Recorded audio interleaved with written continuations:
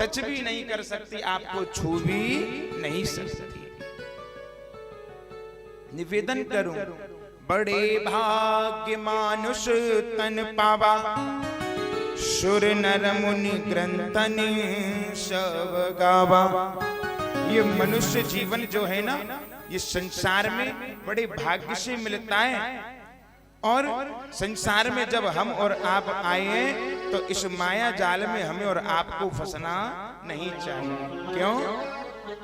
देखा जाए तो संसार में हम और आप सब इस माया जाल में ही फंसे हुए हैं। बड़ा सुंदर लिखा है, जन्म भयो जननी संग लेटो, और लेटत लेटत बाल कहायो, और तरुण भयो पलका पर लेटो, और लेटत लेटत जन्म गवायो।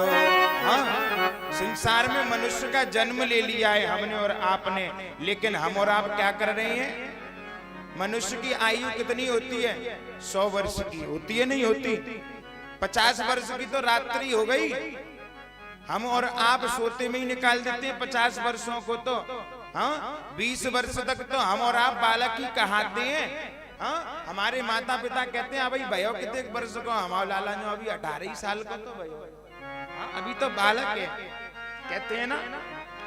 लेकिन निवेदन करूं, हमारे यहाँ पर सरकार के भी कुछ रूल ऐसे हैं, चाहे उस बालक के सर पे माता पिता का साया होवे ना होवे, लेकिन उस बालक को भी हमारे इस भारत वर्ष में 18 वर्ष का नहीं हो जाएगा तब तक उसको नौकरी पे भी रखा नहीं जाता। हाँ, हम और आप अपने बच्चों को जब तक 18 वर्ष का नहीं होता तब तक उसको बालक ही कहते हैं। हाँ, क्या अभी तो बालक है। लेकिन निवेदन करूं, आप विदेश में जाओ, फॉरेन कंट्रियों में, विदेशों में जब जाओगे ना, जो अंग्रेजों के बच्चे होते हैं ना, वो 18 वर्ष की आयु में पूरे संसार को घूम लेते हैं।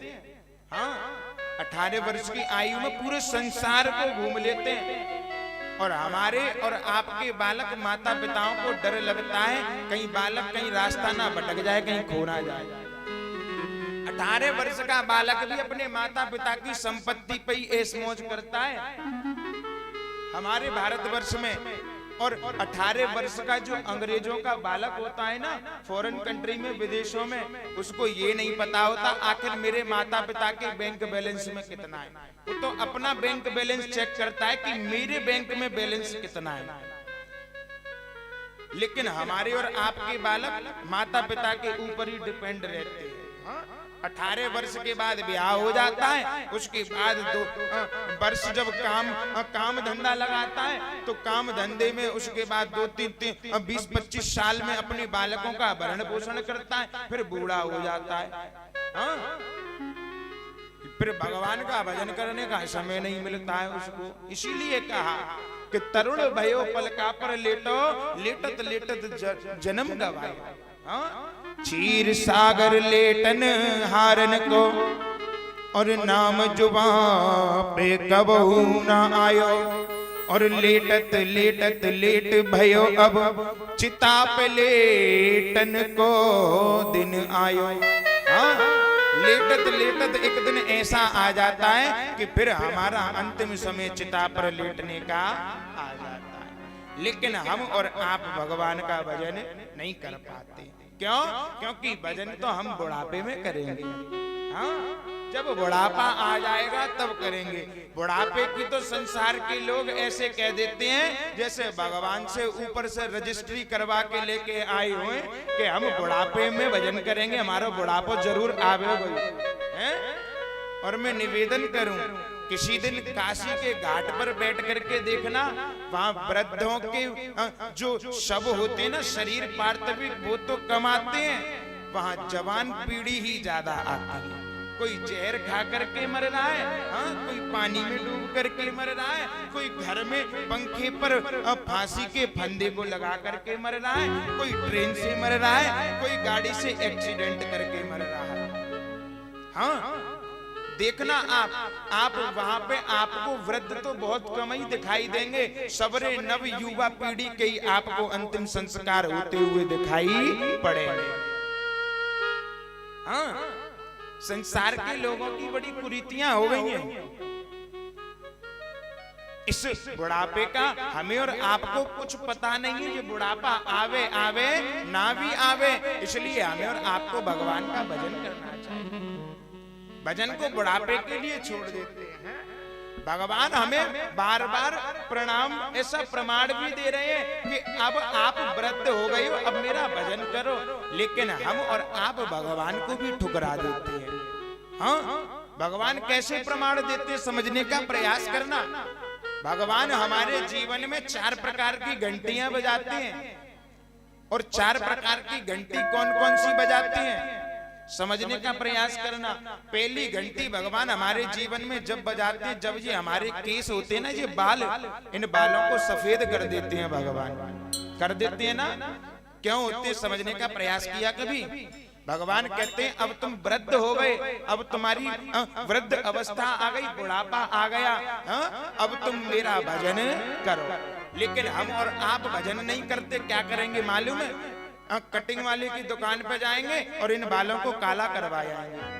हाँ, मैंने तो देखा है आजकल की पीढ़ी को, बालक तो बाद में जाता है अपने बालों को काले कराने के लिए। बालक के पिताजी पहले करके आ जाएंगे 2 दिन पहले। हाँ, जिसका ब्याह होना है, जिसे देखने के लिए आ रहे हैं, वो तो करा के नहीं आया, पर बाकी पिताजी 1 दिन पहले ही करा के आए। मैंने देखा है जो पुश्तैनी पैसे वाले लोग होते हैं ना, जो जमींदार लोग होते हैं, उनके यहाँ ऐसा होता है ज्यादातर।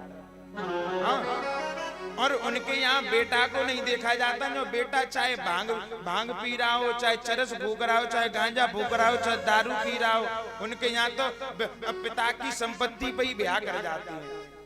हाँ, दूसरी घंटी भगवान हमारे जीवन में जब बजाते हैं, जब भगवान हमारे दांतों को तोड़ देता है। हाँ, दांत टूटते हैं ना बुढ़ापे में। बुढ़ापे में दांत टूट जाते हैं। कभी सोचने का प्रयास किया क्यों टूटते हैं? हाँ, इसलिए टूटते हैं क्योंकि जवानी में तो जो खूब अखरोट भोर भोर के खाए इन दांतन ते। हाँ, अब कोई बात नहीं, खूब स्वाद ले लिया तुमने, अब तुम मन के दांतों से मेरा भजन करो। जो तू बोलना तो चावेगा राम, पर तेरे मोती निकलेगी आम। क्यों? जब दांत टूट जाएगा तो हवा तो निकलेगी हाँ बीच में से, तो राम की जगह आम ही निकलेगा। पर भगवान ने कह दिया कोई बात नहीं, चाहे तू बोल राम चाहे बोल आम, अगर तेरा भाव अच्छा होगा तो तेरा आम भी मुझे स्वीकार है। हाँ, उल्टा नाम जपत जग जाना, वाल्मीकि भई ब्रह्म समाना। हाँ, वाल्मीकि जी ने उल्टा नाम जपा था। हाँ, तुलसीदास बाबा ने भी उल्टा नाम जपा, मरा करके जपते थे। सबने कहा कि आप उल्टा क्यों जपते हो, आप राम राम क्यों नहीं कहते हो? तो उन्होंने कह दिया कि मैं जैसा भी जप रहा हूं मुझे जपने दीजिए। आज जब इतना भाव था उनके इस मरा में, आज वही मरा राम राम हो गया। जब ऐसा कहा तो चाहे भाव होना चाहिए भावना में, है ना। भाव का भूखा हूं मैं, भाव ही एक सार है, और भाव से जो